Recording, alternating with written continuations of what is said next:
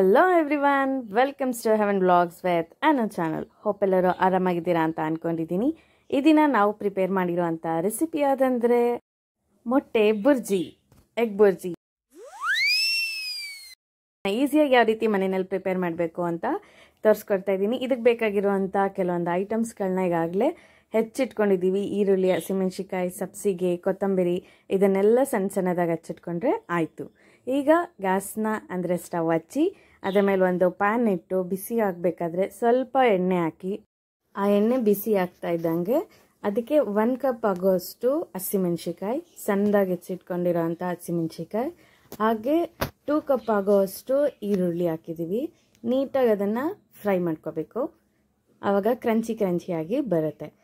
So ಇದಕ್ಕೆ ಇನ್ನೇನು ಹಾಕ್ಕೊಳ್ಬೇಕು ಅಂತ ಅಂದರೆ ನೆಕ್ಸ್ಟು ಕೊತ್ತಂಬರಿನೂ ಕೂಡ ಸಣ್ಣದಾಗಿ ಹಚ್ಚಿಟ್ಕೊಂಡಿದ್ದೀವಿ. ಅದಕ್ಕೆ ಸ್ವಲ್ಪ ಸಬ್ಸಿಗೆ ಸೊಪ್ಪು, ಅದನ್ನು ಹಾಕಿದ್ರೆ ಇನ್ನೂ ಟೇಸ್ಟಿಯಾಗಿರುತ್ತೆ. ಇಲ್ಲ ಅಂದರೆ ಕೊತ್ತಂಬರಿನಲ್ಲೇ ಮಾಡ್ಕೋಬೋದು. ಸೊ ಇದಕ್ಕೆ ಕೆಲವೊಂದು ಮಸಾಲೆಗಳನ್ನ ಹಾಕ್ತಾಯಿದ್ದೀವಿ. ಅದು ಯಾವುದಂದರೆ ರುಚಿಗೆ ತಕ್ಕಷ್ಟು ಉಪ್ಪು, ಆಮೇಲೆ ಅದಕ್ಕೆ ಸ್ವಲ್ಪ ಬ್ಲ್ಯಾಕ್ ಪೆಪ್ಪರ್ ಪೌಡರ್ ಅಂದರೆ ಕಪ್ಪು ಮೆಣಸಿನ ಪುಡಿ, ಇದಕ್ಕೆ ಸ್ವಲ್ಪ ಚಿಲ್ಲಿ ಫ್ಲೇಕ್ಸ್, ಇಲ್ಲ ಅಂದರೆ ಅಚ್ಕಾರ ಪುಡಿ ಇದ್ರೂ ಯೂಸ್ ಮಾಡ್ಕೋಬೋದು. ಇದನ್ನು ನೀಟಾಗಿ ಮಿಕ್ಸ್ ಮಾಡಿ ನೆಕ್ಸ್ಟು ಒಂದು ಬೌಲಲ್ಲಿ ಮೊಟ್ಟೆಗಳನ್ನ ಒಡೆದಿಟ್ಕೊಂಡು ಹಾಕಿ, ಇಲ್ಲ ಅಂದರೆ ಹೀಗೆ ಪ್ಯಾನ್ ಮೇಲೇನೆ ಮೊಟ್ಟೆನ ಒಡೆದು ಹೀಗೂ ಹಾಕ್ಬೋದು. ಆದರೆ ಕೆಲವೊಂದು ಟೈಮು ಸಿಪ್ಪೆ ಅದು ಪ್ಯಾನ್ ಒಳಗೆ ಹೋಗ್ಬಿಡುತ್ತೆ ಅಂತ ಒಂದು ಬೌಲಲ್ಲಿ ಎಷ್ಟು ಮೊಟ್ಟೆ ಯೂಸ್ ಮಾಡ್ತೀರಾ ಅದಷ್ಟನ್ನು ಒಡೆದಿಟ್ಕೊಂಡು ಹಾಕ್ಕೊಂಡ್ರೆ ಈಸಿ ಆಗುತ್ತೆ.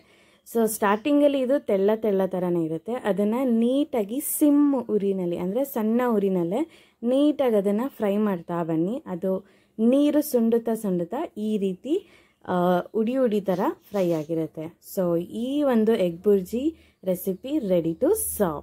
ಸೊ ಈ ವಿಡಿಯೋ ನಿಮ್ಗೆ ಇಷ್ಟ ಆಗಿದೆ ಅಂತ ನಾನು ಭಾವಿಸ್ತೀನಿ.